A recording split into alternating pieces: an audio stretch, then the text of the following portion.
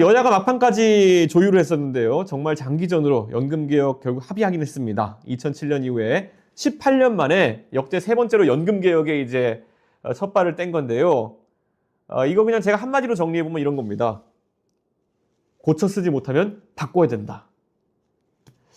사실 국민연금 보험료를 지금 기존 9%에서 13%로 올린다. 그리고 소득대출, 이건 받는 돈을 의미하거든요.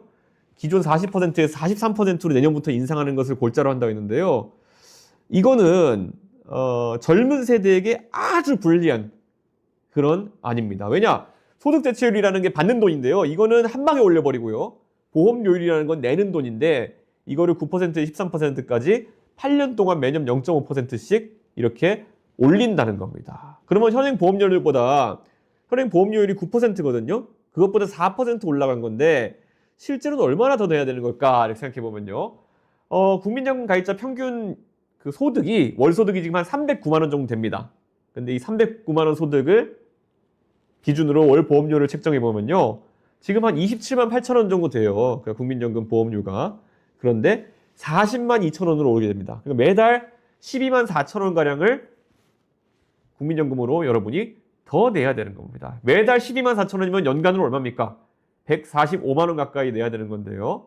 150만 원 가까운 돈을 내야 되는데 사실 뭐 직장인 같은 경우에는 회사가 절반을 내고 본인이 또 이제 절반을 더 부담해야 되기 때문에 실제로 한 달에 6만 원 정도 전체로는 한 70만 원 정도 부담이 더 생기는 건데요.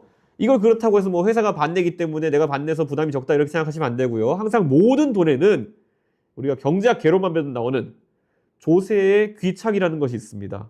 국민연금 보험료가 꼭 조세는 아니지만은 그래도 전체 어쨌든 12만 원 올리기 때문에 예를 들어 반을 회사가 내는 것 같지만은 여러분의 임금을 올려줄 수 있을 여력이 있을 때 임금 올려줬을 돈으로 연금보험료를 회사가 내는 거나 마찬가지이기 때문에 그거야말로 조세의 귀착 비슷하게 돼가지고 어차피 여러분이 실질적으로 매달 12만 원 가까이를 다 부담하는 것과 똑같다 이렇게 생각하시면 됩니다. 그러니까 지금 이제 갓 사회초년생 분들은요 앞으로 한 3, 40년 동안 일한다 생각하면요 그 동안에 매년 한 150만 원 가까운 부담이 생기는 거고요. 그러면은 전체로 따지면 한 5천만 원 가까이 더 내야 될 수도 있는 겁니다. 그렇기 때문에 이거는 젊은 세대에게 한 5천만 원 정도의 생애소득 중에서 5천만 원 정도의 부담을 추가로 지우는 그런 연금, 전 개혁이라고 부르지 않겠습니다. 연금 뭐 개수 조정안이다. 이렇게 말씀드릴 수 있을 것 같아요. 이건 그야말로 더 내고 더 받는다는 허울 좋은 이름만 갖다 붙인 거지 실제로는 뭐 국가적인 폰지 사기다 이렇게 말씀하시는 분도 있지만은 어쨌든 연금 고갈을 막기 위한 고육지책에 가깝다.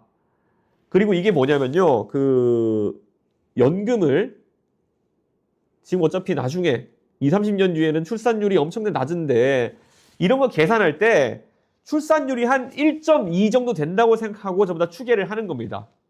그래서 뭐 여러 연구원들의 자료 같은 거 보면요.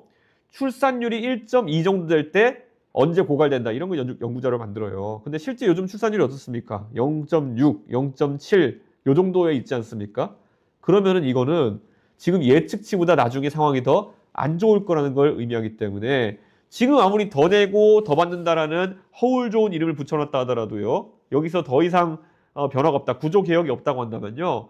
나중에 한 20년쯤 뒤에 어떤 정치가가 죄송합니다. 거짓말을 하려고 한 것이 아니라 약속을 지키지 못한 겁니다. 그러면서 연금 수령 액수를 다시 깎으려고 하겠죠. 그러니까 지금의 젊은 세대, 지금 한 90년대생, 2000년대생 정도 되는 분들은 눈 뜨고 코 베이는 것이 현실화되어 가는 겁니다. 그렇기 때문에 여기에 대해 가지고 결국은 이번에 소득 대체율을 올리면서 바로 내년부터 수령액이 올라갈 세대는 60대 이상, 50대나 60대들이 혜택을 많이 볼 거고요. 지금 20대, 30대 같은 경우에는 한 20년의 세월에 걸쳐가지고 최소한 3천만 원에서 5천만 원 정도 더 내게 되고 나중에 더 받지는 못할 것이다. 어쩌면 지금보다 적게 받을지도 모른다. 이런 생각을 하면요. 사실 국민연금제도 지금 20대, 30대라 그러면은 폐지하자고 주장해야지 지금 옳은 상황입니다. 그 정도로까지 상황이 안 좋아요. 근데 물론 우리가 사회 보장책인 이런 연금에 대해 가지고 없애자라고 무조건 할 수는 없겠죠. 그래서 개혁신당은 2024년 4월부터 꾸준히 세미나나 아니면 학자들과의 공동 연구를 통해 가지고 안을 이제 내고 있는 거거든요. 사실 그러면 이제 고민해야 될 게 뭐냐면은 각가지 중복되는 연금들이 이제 있을 겁니다. 지금도 보면은 기초연금, 우리가 그 노인 기초 노령연금이라고 하는 거 있잖아요. 그것과 국민연금과의 관계라든지 아니면 여러 가지 지자체에서 주는 사회적 이전소득이라든지 이런 것들이 다 사실상 국민연금이랑 같이 지금 기동하고 있는 상황인데요. 누군가는 중복수혜, 누군가는 또 사실 혜택을 못 받고 이런 문제들이 있으니까 이걸 아주 중복을 제거하고 간소화하는 과정들이 필요하다. 그리고 재원을 어느 정도 합리화하는 게 중요하다. 이런 생각이 들고요. 지금 보면 대신 우리 특수연금들 있잖아요. 뭐 사학연금이라든지 공무원연금, 군인연금 이런 것들과의 혜택 조정 문제는 이미 그쪽에서 혜택을 보셔야 되는 분들이 쉽게 동의하지 않을 테니까 그런 부분 조정하는데 상당한 어려움이 있을 것 같다. 그래서 개혁신당 같은 경우에는 카이스트 산업공학과의 김우창 교수님이나 이런 분들과 공동 연구도 하고 이랬는데요. 그래가지고 사실 이런 소득 대체율을 올리는 문제 그리고 지금 그 국민연금 가입자들의 보험 요율을 올리는 문제 외에도 지금까지 누락된 납부액들이 있습니다. 그런 부분에 대해 가지고 국가가 재정으로 조금씩 보조해 나가는 방식. 그러니까 우리가 연금에는요. 크게 두 가지가 있습니다. 하나는 적립식, 하나는 부가식이라는 게 있어요. 그러니까 부가식이라는 거는 결국 어느 정도의 세금을 통해 가지고 세금 성격으로 그 시대에 어느 정도 비용을 걷어 가지고 그 시대에 나가는 비용을 보조하는 형태로 이제 가져가는데요. 거기에 이제 조세 성격의 어떤 비용이 들어가긴 합니다. 그렇기 때문에 그런 요소를 좀 도입해야 된다라는 얘기도 저희가 연구를 하고 있습니다. 그런데 한 가지 확실한 건요.